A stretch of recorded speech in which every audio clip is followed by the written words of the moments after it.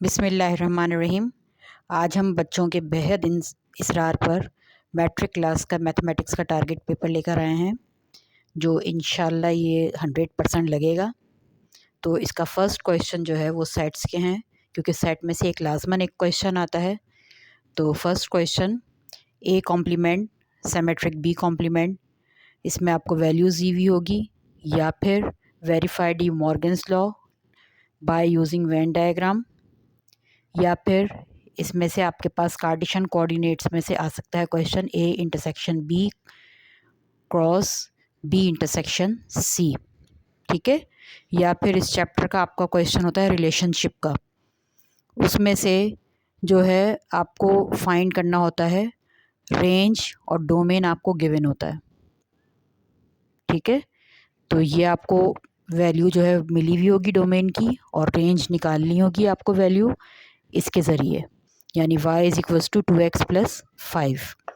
ठीक है, इसी का ही नेक्स्ट क्वेश्चन होता है कि find the value of x and y।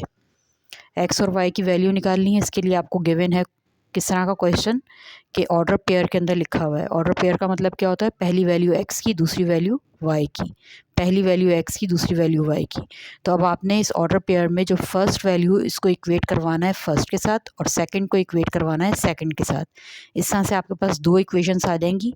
इन दोनों इक्वेशंस को आपने साइमल्टेनियसली सॉल्व करना है और x और y की वैल्यू निकाल लेंगे। ठीक है, फिर इसी चैप्टर का क्वेश्चन होता है जिसमें आपको p दिया हुआ है, q दिया हुआ है, r दिया हुआ है, और फाइंड आपको क्या करना है, a function f from p into q, a function g from r onto p। ठीक है, इनटू और ऑन टू बहुत अच्छी तरीके से क्लास में करवाए थे, समझाए हैं सबने, पूरा साल आपको इस पे प्रैक्टिस करवाई है। तो ये क्वेश्चन है आपके सेट में से, फर्स्ट चैप्टर में से। ठीक है, तो अब आ जाइए सेकंड चैप्टर यानी 17 जो है आपका वेरिएंस का। उसका आपका जो क्वेश्चन अगर आ सकता है तो वो क्या आ सकता है, the volume v of a gas varies inversely as square root of the pressure p of the v is equals to 2 when p is equals to 9, find p when v is equals to 4। ठीक है, फिर इसी का ही component depend आता है आपका, दो part आपको दिए हुए, इनकी प्रैक्टिस कर लें अच्छी सी, कोई एक लाजमन आएगा। फिर इसी का ही के मेथड का आता है एक क्वेश्चन, के मेथड में दिया हुआ ये क्वेश्चन, तो इसको अच्छी तरह से इसकी प्रैक्टिस कर लें। फिर उसके बाद है find the value of x in the continued proportion. तो कंटिन्यूड प्रोपोर्शन में आपको पता होना चाहिए कि x की वैल्यू जब निकालनी होती है तो सेंटर वाले को हम उसको डबल करके लिख देते हैं, और फिर फर्स्ट को लास्ट के साथ और सेंटर को सेंटर के साथ, यानी प्रोडक्ट ऑफ एक्सट्रीम और प्रोडक्ट ऑफ मीन, यहाँ पे फॉर्मूला लगेगा, और फिर वहाँ पे आप x की वैल्यू निकाल लेंगे।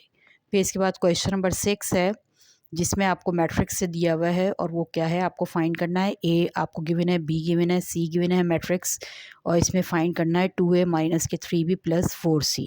ठीक है, इंपॉर्टेंट क्वेश्चन है ये। फिर इस तरीके से ही आपको एक मैट्रिक्स दिया हुआ है 3/3 का, और आपको कंप्यूट करनी है वैल्यू माइनर फैक्टर और को फैक्टर की। दोनों में डिफरेंस आपको बताया हुआ है अच्छे से क्लास में कि को फैक्टर क्या होता है और माइनर फैक्टर क्या होता है। तो एक एक इनका कर लें आप, क्वेश्चन प्रैक्टिस हो जाएगी, इंशाल्लाह आना होगा तो इसी में से याद आएगा। अच्छा, फिर उसके बाद क्या है, find x the matrix. X की वैल्यू आपको फाइंड करनी है, मैट्रिक्स गिवन है, और मैट्रिक्स क्या है, इज़ सिंगुलर। ठीक है, सिंगुलर और नॉन सिंगुलर का डिफरेंस बताया हुआ है आपको। सिंगुलर इक्वल टू 0 होता है, non singular is not equal to 0 होता है। ठीक है, तो इसको करवा के 0 के इक्वेट करवा के और आप x की वैल्यू निकाल लेंगे, A D minus B C का फॉर्मूला लगा के। जी, वेरीफाई करना है। इसका नेक्स्ट क्वेश्चन है मैट्रिसेस का ही, कि matrix A adjoint of A is equals to determinant of A multiply by identity. ठीक है, मैट्रिक्स ए यहाँ रखेंगे एट जॉइंट ऑफ ए, और ए जो है वो आपका 2/2 मैट्रिक्स है, और एट जॉइंट आपको 2/2 का निकालना आता है, किस तरह से ए डी को रिप्लेस करते हैं और बी सी की साइन चेंज करते हैं। तो ये एट जॉइंट यहाँ पे आ जाएगा, और ए मैट्रिक्स आपका यहाँ आ जाएगा। फिर एट जॉइंट और ए मैट्रिक्स को दोनों को जब आप मल्टीप्लाई करेंगे, रो टू कॉलम मल्टीप्लाई करते हैं, पता है ना सबको। फिर यहाँ डिटर्मिनेट निकाल के एक सिंगल वैल्यू आ जाएगी, उसको आइडेंटिटी मैट्रिक्स से मल्टीप्लाई कर देंगे। आइडेंटिटी मैट्रिक्स भी आपका कौन सा बनेगा, 2/2 का बनेगा, किस तरह से, 1 0 0 1। तो वो यहाँ रख देंगे हम। ठीक है। तो दोनों के आंसर जो है वो आपके इक्वल आ जाएंगे, तो इस तरह से ये चीज़ आपकी वेरीफाई हो जाएगी। फिर इसका नेक्स्ट क्वेश्चन जो है वो आपका आता है find inverse by adjoint method. Inverse निकालना है, एडजॉइंट मेथड निकालना है। तो इन्वर्स निकालने के लिए एडजॉइंट मेथड अगर 3 by 3 का आएगा मैट्रिक्स, तो उसका आप एडजॉइंट किस तरह से निकालते हैं, उसके कोफैक्टर निकालते हैं, A11 A12 A13 A21 A22 A23 A31 A32 A33। पहले ये सारे कोफैक्टर निकाल लेंगे आप, ठीक है। उनको आप क्या करेंगे, मैट्रिक्स की फॉर्म में रख देंगे, फिर उसका ट्रांसपोज ले लेंगे। ट्रांसपोज लेने के बाद आप उसमें इन्वर्स का फॉर्मूला लगा देंगे, ठीक है। फिर आपने फाइंड करना है solution bye matrix inversion method and Cramer rule. आपको पता है इस तरह के जब भी लीनियर इक्वेशंस होती है तो उसमें या तो आपको इन्वर्जन मेथड फाइंड करने के लिए कहता है या फिर आपको क्रैमर रूल फाइंड करने के लिए कहता है, ठीक है। हो सकता है कि क्रैमर रूल आपका शॉर्ट में आ जाए और इन्वर्जन मेथड आपका लॉन्ग में आ जाए, वरना इन्वर्जन मेथड में आपका एडजॉइंट मेथड भी आने के चांसेस हैं 3 by 3 के इन्वर्स, ठीक है। तो अब आपका नेक्स्ट है question, determine the value of m in quadratic equation, ठीक है, that will makes the roots equal. Roots are equal का मतलब क्या है कि डेल्टा इज इक्वल्स टू 0। तो जब डेल्टा इज इक्वल्स टू 0 होगा तो डेल्टा की खुद की वैल्यू क्या होती है, फॉर्मूला होता है डेल्टा किसका, डिस्क्रिमिनेंट फार्मूला। डिस्क्रिमिनेंट फार्मूला क्या होता है, b² माइनस के 4ac। यहाँ से आप a b और c निकाल लेंगे, फिर उसको डिस्क्रिमिनेंट फार्मूले में डाल देंगे और उसको इक्वल करेंगे किसके साथ, 0 के साथ, क्योंकि उसने कहा है रूट्स आर इक्वल। 0 के साथ इक्वल करेंगे और वहाँ पे जो भी कंडीशन बनेगी, जो भी आपका आंसर आएगा वहाँ पे m का आंसर आ जाएगा, ठीक है। फिर इसी का ही एक और मैंने क्वेश्चन लिया है रूट्स आर रियल का। रूट्स आर रियल का मतलब क्या होता है कि वहाँ पे डेल्टा जो है वो ग्रेटर देन 0 है, ठीक है। वही डिस्क्रिमिनेंट फार्मूला लगेगा, आखिर में जाके कंडीशन बनेगी किसकी, रूट्स आर इक्वल हो जाएगा। फिर इसी चैप्टर का ही आपका find cube roots of unity, ये आपकी एग्जाम्पल है, ये आने के चांसेस हैं इस साल।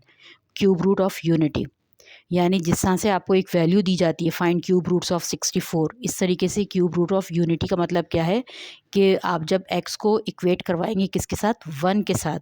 क्यूब रूट ऑफ x जब आप लिखेंगे तो वो क्या लिखेंगे, 1 लिखेंगे, 1 के साथ इक्वेट करवाएंगे, ठीक है। फिर अब नेक्स्ट क्वेश्चन है आपका find the value of p if sum of the square of the roots of the equations of x² minus के px plus 6 is equals to 0 is 13। p की वैल्यू फाइंड करनी है और रूट्स आपको पता है sum of the square of the root, sum of root किसके equal होते हैं, -b/a के, ठीक है। और प्रोडक्ट ऑफ रूट किसके इक्वल होते हैं, c/a के। तो सम कैसे निकालते हैं, ये a b c यहाँ से निकालेंगे और उसकी वैल्यू जो है यहाँ पुट अप करेंगे। कंडीशन आपको दी हुई है कि sum of the roots of the equation, ठीक है, वो गिवन है, सम ऑफ स्क्वायर। अब नेक्स्ट है क्वेश्चन आपका if alpha beta are the roots of, इसमें आपको ये चीज़ प्रूफ करनी होती है, ठीक है। इसकी वैल्यू फाइंड करनी है यहाँ पे कि ये चीज़ किसके इक्वल है। यहाँ पे a आपके पास p है, b क्या है, q है, c क्या है, आपके पास q है।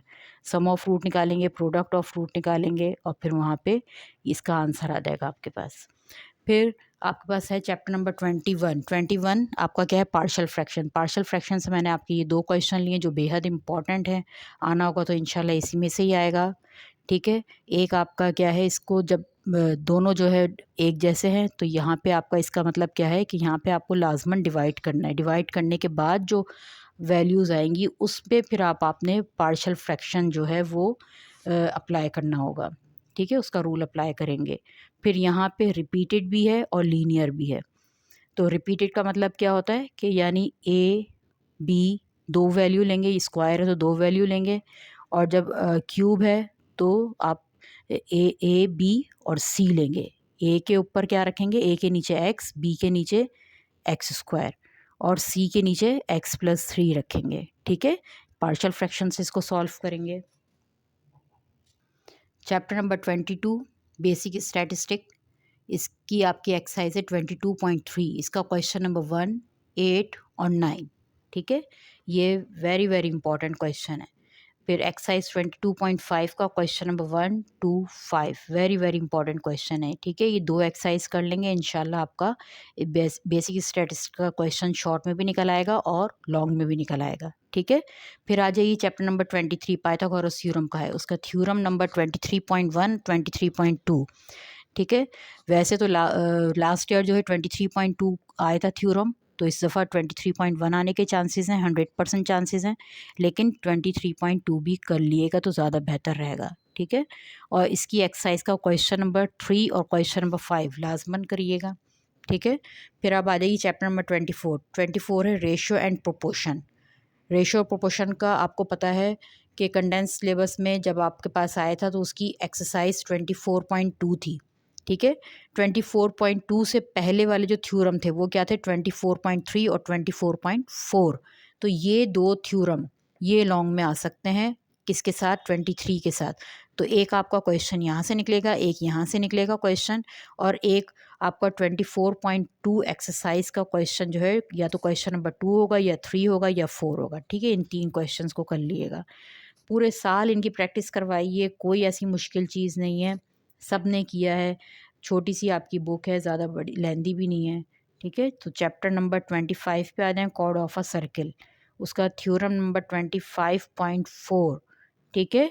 जिन्होंने करना होगा वो ये कर लें, वरना तो आपके एक यहाँ से थ्योरम निकल जाएगा 23 से और एक 24 से निकल जाएगा, और एक आपका मैट्रिक्स से क्वेश्चन निकल जाएगा, तो आपका जो है सेक्शन सी कंप्लीट हो जाएगा, ठीक है।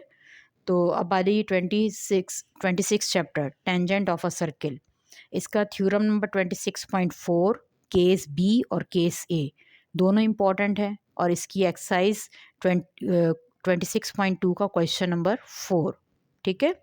फिर अब आ जाइए 29 चैप्टर पे। 29 चैप्टर आपका सरकम सर्किल का जो है वो बेहद इंपॉर्टेंट है, सरकम सर्किल, और इसकी एक्सरसाइज 29.2 का क्वेश्चन नंबर 1 और 2 ये लाजमन करें, क्योंकि ये आपको बहुत प्रैक्टिस करवाइए और इंशाल्लाह ये आने के चांसेस भी हैं। और इसके बाद इसकी कंस्ट्रक्शन की भी तैयारी करें, कंस्ट्रक्शन आपको दी हुई है बुक में ही, ठीक है। फिर आप आ जाइए chapter number 30 introduction to trigonometry, इसका आपका find the remaining trigonometric ratio, ये शॉर्ट का क्वेश्चन होता है। तो ये sine theta is equals to √3/2 है, और theta lies in the second quadrant. Second quadrant में, सेकंड क्वाड्रेंट का मतलब क्या है कि आपके पास जो है एक्स किसको रिप्रेजेंट करता है, कॉस को, वाई किसको रिप्रेजेंट करता है, साइन को। तो एक्स जो है आपका सेकंड क्वाड्रेंट में क्या होता है, आपका नेगेटिव होता है, और वाई क्या होता है आपका सेकंड क्वाड्रेंट में, पॉजिटिव होता है। यानी साइन पॉजिटिव, कॉस नेगेटिव, ठीक है। इन चीज़ों को आपने याद रखना है सेकंड क्वाड्रेंट के अंदर। फिर आपने ये रिमेनिंग ट्रिग्नोमेट्रिक रेशोज़ निकालने हैं। फिर इस तरीके से प्रूफ आइडेंटिटी आएगा, उसके ये 3 क्वेश्चन मैंने लिखे हैं, बेहद इंपॉर्टेंट है, इन तीनों में से ही एक आ जाएगा।